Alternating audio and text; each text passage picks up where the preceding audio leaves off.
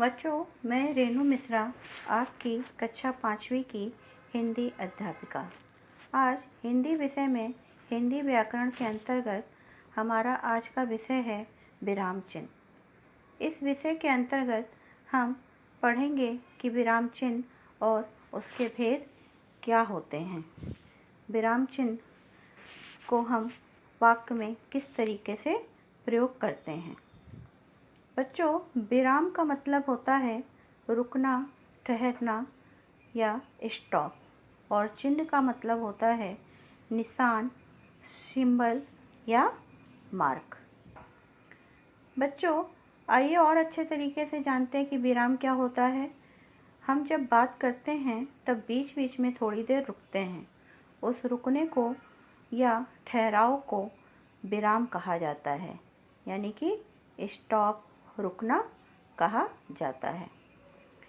बच्चों, लिखते समय भावों के अनुसार रुकने के लिए जो चिन्ह लगाए जाते हैं उन्हें हम विराम चिन्ह कहते हैं। वाक्यों को लिखते समय अलग अलग भावों को प्रकट करने के लिए, वाक्य का अर्थ स्पष्ट करने के लिए, उतार चढ़ाव और ठहराव दर्शाने के लिए जिन चिन्हों का प्रयोग वाक्य के बीच में या अंत में किया जाता है उन्हें हम विराम चिन्ह कहते हैं। बच्चों, जैसे जिस प्रकार ट्रैफिक लाइट हमें संकेत देती है कि कब रुकना है, कब चलना है, कब तैयार होना है, उसी तरीके से विराम चिन्ह में वाक्य को बोलते और लिखते समय किन किन संकेतों का हमें प्रयोग करना है वो विराम चिन्ह के जरिए पता चलता है। ये विराम चिन्ह के कुछ सिंबल हैं। जैसे देखिए, यहाँ एक उदाहरण है, उसे रोको मत जाने दो। फिर दूसरा है सेम सेंटेंस, उसे रोको मत जाने दो। तो यहाँ पर अल्प विराम का प्रयोग करने से वाक्य का अर्थ चेंज हो गया है। बच्चों, आइए अब जानते हैं कि पूर्ण विराम किसे कहते हैं। पूर्ण विराम का अर्थ है पूरी तरह रुकना। वाक्य पूरा होने पर अंत में पूर्ण विराम लगाया जाता है। प्रश्नवाचक या विस्मयाबोधक वाक्यों को छोड़कर अन्य सभी वाक्यों के अंत में पूर्ण विराम का प्रयोग किया जाता है। पूर्ण विराम, जैसे हम इंग्लिश में एक पॉइंट लगा के सेंटेंस को ख़त्म करते, उसी तरीके से वाक्य के पूरे होने पर हम एक डंडी लगा के वाक्य को पूरा करते हैं। दूसरा है प्रश्नवाचक चिन्ह। वाक्यों में जहाँ प्रश्न पूछा जाता है वहाँ प्रश्नवाचक चिन्ह का प्रयोग किया जाता है। जैसे तुम क्या कर रहे हो, क्या तुम सच बोल रहे हो, तुम घर कैसे पहुँचे, और ये देखिए उसका सिंबल है। तो जहाँ पे हम सामने वाले से किसी प्रकार का क्वेश्चन करते हैं, उससे प्रश्न पूछते हैं, तो वहाँ पर ये प्रश्नवाचक चिन्ह का उपयोग होता है। बच्चों, इसी श्रृंखला में आगे है अल्प विराम। अल्प विराम का मतलब होता है थोड़ा रुकना। वाक्य बोलते समय जब हम थोड़ा रुकते हैं तब अल्प विराम का प्रयोग किया जाता है। अल्प विराम का प्रयोग बहुत सारी परिस्थितियों में भी किया जाता है।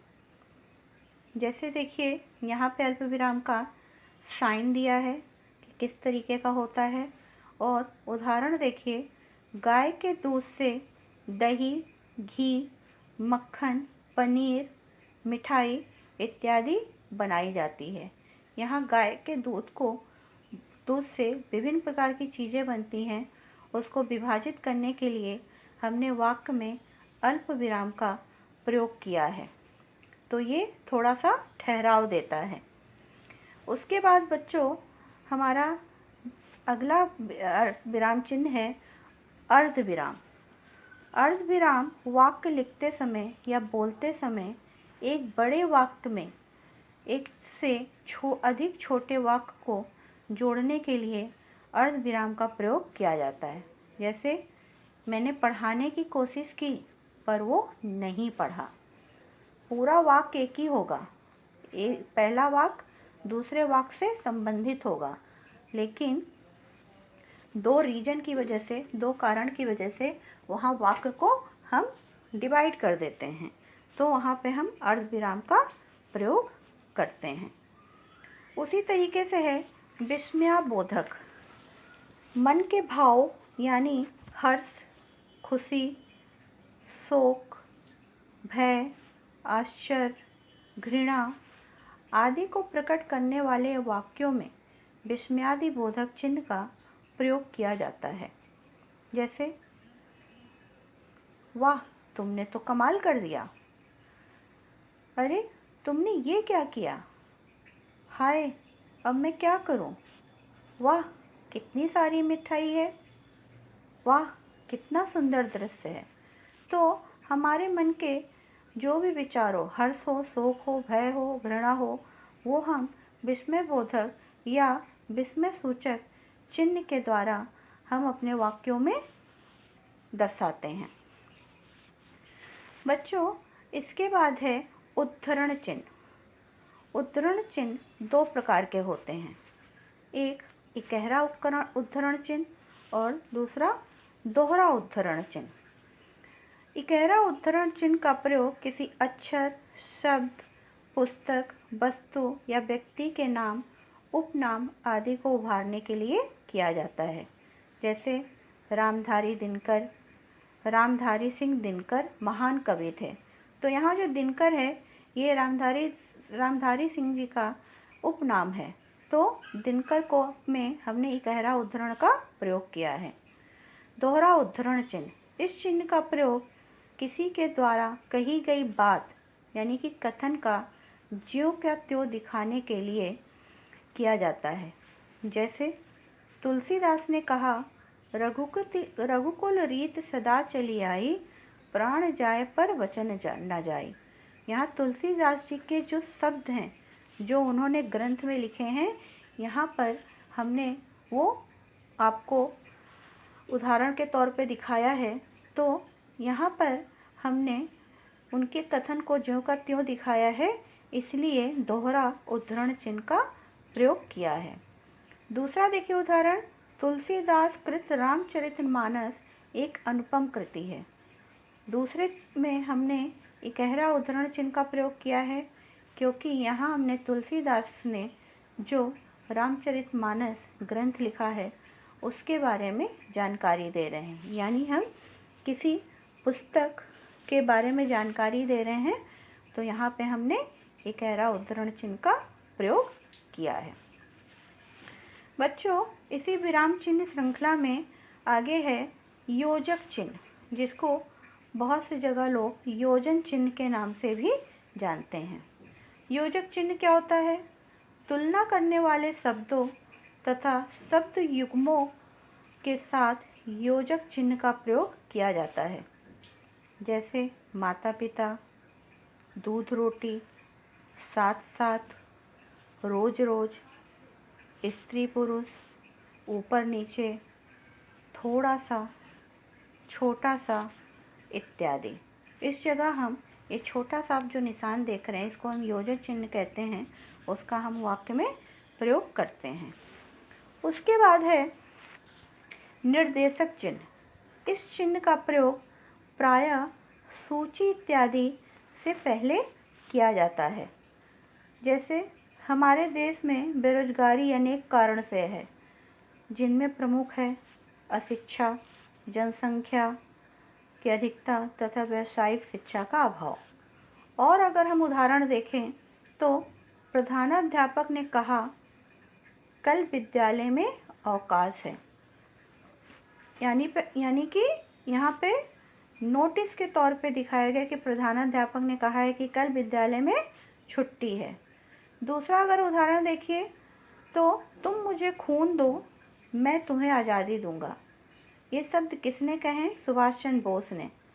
तो जब हम किसी सूची, किसी बात को ज्यों का त्यों रखते हैं तो वहाँ पर हम निर्देशक चिन्ह का प्रयोग करते हैं। इसके बाद है बच्चों कोष्ठक। कोष्ठक यानी कि ब्रैकेट। वाक्य में प्रयोग किए गए कठिन शब्द का अर्थ प्रकट करने के लिए अथवा दिए गए नाम को स्पष्ट करने के लिए इसका प्रयोग किया जाता है। जैसे इसका उदाहरण देखिए। पहले तो ये देखिए कि कोष्ठक जो चिन्ह है वो 3 प्रकार के होते हैं, जैसा कि आपको चित्र में दिखाई दे रहा है। इसका उदाहरण देखिए। आपकी सामर्थ्य को हम शक्ति भी बोलते हैं।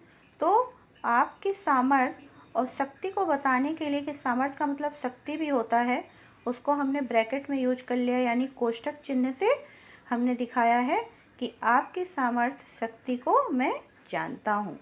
दूसरा है मेघनाथ कुछ आगे बढ़कर। ये जो कुछ आगे बढ़कर है उसने मन में सोचा। लक्ष्मण यदि सामर्थ्य है तो सामने आओ। मतलब हम जब किसी अपने भाव को भी प्रकट करते हैं तो वहाँ पर हम उसको बोलते नहीं हैं, जब सोचते हैं सिर्फ, तो वो सब चीज़ भी हम कोष्ठक के द्वारा प्रकट करते हैं। जैसे है और आगे देखिए, आगे वो है हमारा विराम चिन्ह लाघव चिन्ह। लाघव चिन्ह क्या होता है? इस चिन्ह का प्रयोग शब्दों को संक्षिप्त रूप में दिखाने के लिए किया जाता है। यानी किसी नाम को अगर हम शॉर्ट फॉर्म में, संक्षेप में, छोटे रूप में लिखना चाहें तो वहाँ पर हम लाघव चिन्ह यानी कि एक छोटा सा सर्कल बना के उसको दर्शाते हैं। जैसे डॉक्टर के लिए अगर हम सिर्फ डा और वहाँ आगे उसके एक सर्कल बना दें तो उसका मतलब डॉक्टर। पंडित के लिए पा, उसके आगे सर्कल बना दिया, उसका मतलब पंडित। इंजीनियर के लिए इंजी और उसके सर्कल बना दिया तो पूरे वाक्य को दर्शाता है कि इसका मतलब इंजीनियर है। उसी तरीके से देश प्रदेश के नामों को भी, जैसे उत्तर प्रदेश यहाँ एग्जाम्पल के तौर पे दिया है, तो उत्तर के ऊ के आगे हमने एक सर्कल बनाया, उसका मतलब उत्तर। पिपरा के आगे हमने सर्कल बनाया जो कि लाघव चिन्ह को दर्शा रहा है और इसका मतलब होता है उत्तर प्रदेश। अगर हमको टेलीविज़न लिखना है तो टी सर्कल और वी लगा देंगे तो टीवी हो जाएगा। उसके बाद देखिए है विवरण चिन्ह। विवरण चिन्ह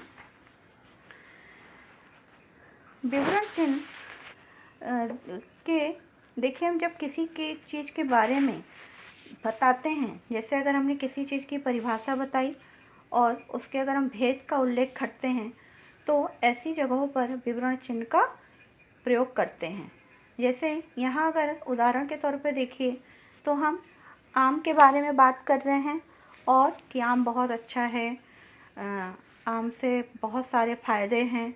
तो आम से क्या क्या फ़ायदे हैं कि उसके आगे फिर हम ये शब्द, ये वाक्य लिख के कि आम के निम्न फ़ायदे, वहाँ पे हम विवरण चिन्ह का प्रयोग करेंगे। उसके बाद है उपविराम चिन्ह। जब किसी शब्द को अलग दर्शाया जाता है, जैसे यहाँ कृष्ण के आने पे अनेक नाम है, तो यहाँ पे हमने उपविराम का प्रयोग किया।